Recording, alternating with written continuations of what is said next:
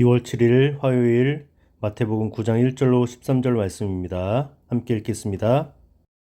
예수께서 배에 오르사 건너가 본 동네에 이르시니 침상에 누운 중풍병자를 사람들이 데리고 오거늘 예수께서 그들의 믿음을 보시고 중풍병자에게 이르시되 작은 자야 안심하라 내 죄사함을 받았느니라. 어떤 서기관들이 속으로 이르되 이 사람이 신성을 모독하도다. 예수께서 그 생각을 아시고 이르시되 너희가 어찌하여 마음에 악한 생각을 하느냐. 내 죄사함을 받았느니라 하는 말과 일어나 걸어가라 하는 말 중에 어느 것이 쉽겠느냐. 그러나 인자가 세상에서 죄를 사하는 권능이 있는 줄을 너희로 알게 하려 하노라 하시고 중풍병자에게 말씀하시되 일어나 내 침상을 가지고 집으로 가라 하시니 그가 일어나 집으로 돌아가거늘 무리가 보고 두려워하며 이런 권능을 사람에게 주신 하나님께 영광을 돌리니라. 예수께서 그곳을 떠나 지나가시다가 마테라 하는 사람이 세관에 앉아있는 것을 보시고 이르시되 나를 따르라 하시니 일어나 따르니라. 예수께서 마태의 집에서 앉아 음식을 잡수실 때에 많은 세리와 죄인들이 와서 예수와 그의 제자들과 함께 앉았더니 바리새인들이 보고 그의 제자들에게 이르되 어찌하여 너희 선생은 세리와 죄인들과 함께 잡수시느냐. 예수께서 들으시고 이르시되 건강한 자에게는 의사가 쓸데없고 병든 자에게라야 쓸데있느니라. 너희는 가서 내가 긍휼을 원하고 죄사를 원하지 아니하노라 하신 뜻이 무엇인지 배우라. 나는 의인을 부르러 온 것이 아니요 죄인을 부르러 왔노라 하시니라. 오늘 본문에서 예수님께서는 병 고쳐주시는 단순한 사건이 아닌 이제 죄의 문제를 건드리시고 또 그 문제를 해결해 주시려고 합니다. 침상에 누운 중풍병자를 사람들이 데리고 왔어요. 예수님께서 그들의 믿음을 보시고 중풍병자에게 이르시되 작은 자야 안심하라 내 죄사함을 받았느니라 라고 말씀하셨어요. 병만 고쳐주시는 것이 아니라 이제 내 죄사함을 받았다 이렇게 말씀을 하세요. 그 무리 중에 어떤 서기관들이 속으로 생각했습니다. 이 사람이 신성을 모독하는구나. 예수님께서 그 생각을 아시고 어떻게 말씀하시냐면 너희가 어찌하여 마음에 악한 생각을 하느냐. 내 죄사함을 받았느니라 하는 말과 일어나 걸어가라 하는 말 중에 어느 것이 쉽겠느냐. 우리가 말하는 것은 비슷해요. 보세요. 내 죄사함을 받았느니라 10자예요.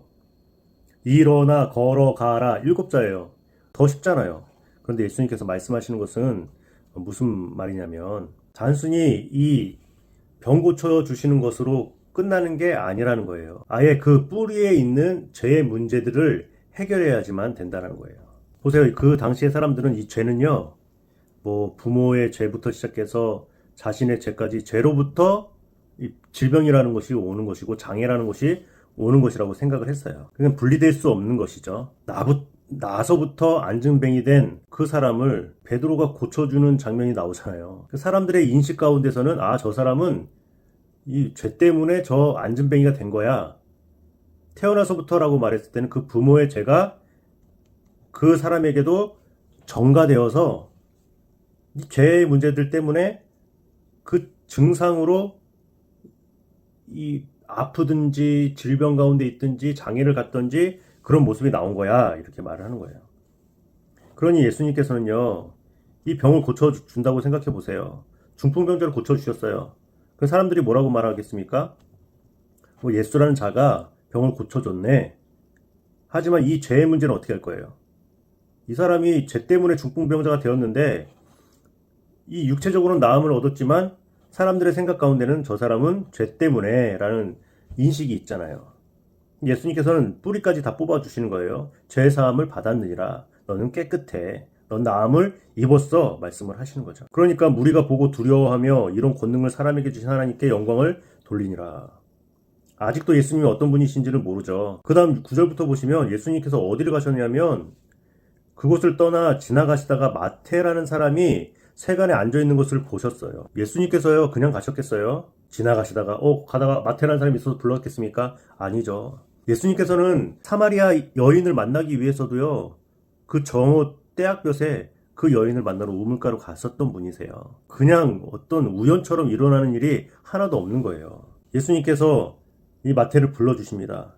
예수님께서는 단순히 마태라는 자만 부르시는 것이 아니라 그 부르시면서 많은 세리와 죄인들과 함께 앉았다는 거예요. 그것을 지켜보는 바리새인이 있습니다. 너희 선생은 세리와 죄인들과 함께 잡수시느냐. 이 죄의 문제를 가지고 계속 트집을 잡고 있는 것이죠. 예수님께서 뭐라고 말씀하시죠? 마지막에 나는 의인을 부르러 온 것이 아니요 죄인을 부르러 왔노라. 여러분, 우리가 오늘 잘 생각해 보아야 될 부분이 있는데요. 그 나타나는 결과로 말미암아 판단하지 마세요. 예수님께서는 그 판단받을 그 이상으로요, 그 마음의 문제를 가지고 우리들에게 말씀하실 때가 많잖아요. 전에도 어떤 일이 있습니까? 간음이라는 어떤 나타나는 결과, 이게 아니라요, 여인을 보고 마음에 품는 것도 간음이라고 말씀하세요. 그래서 우리가 살아가면서 나타나는 결과들이나 사건들이나 발생되는 현장, 이것만 강조할 때가 많이 있는데요. 그렇지 않아요.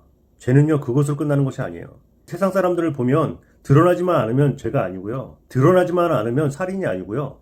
드러나지만 않으면 사기가 아닌 거예요. 그런 세상 속에 살고 있습니다. 그런데 우리는 그렇지 않잖아요. 하나님 보시기에 죄에 크고 작음이 있을까요? 우리가 보기에는 그 결과로 저 사람을 아유 어떻게 저럴 수가 있어 라고 말하지만 하나님 보시기에는 뭐가 더 잘못된 죄겠어요. 나타나는 증상과 나타나는 결과로 판단하지 마시고 내가 지금 고침을 받아야 될 대상이잖아요. 내가 나음을 받아야 될 사람이라는 것을 깨닫고 예수님께서 찾아와 주시고 만나 주시고 죄인을 부르러 오셨을 때 제가 여기 있습니다. 저를 고쳐 주시옵소서. 나의 죄를 사해 주시옵소서. 이렇게 나아가야 되는 것이. 오늘을 살아갈 때 여러분, 우리 생각을 좀 바꿨으면 좋겠어요. 죄인을 부르러 오신 예수님. 서기관들처럼 바리새인들처럼 그렇게 예수님 바라보지 마시고 죄인을 부르러 오신 예수님. 마태를 부르실 때 마태의 집에 많은 세리와 죄인들이 왔다라고 했잖아요. 그 무리들 중에 한 사람이 우리잖아요. 그러니 내 앞에 계신 그 예수님께 우리가 서기관과 바리새인처럼 굴지 말고요. 많은 세리와 죄인들처럼 죄인을 부르러 오신 예수님을 그렇게 만나는 오늘 하루가 되시길 주님의 이름으로 축복합니다.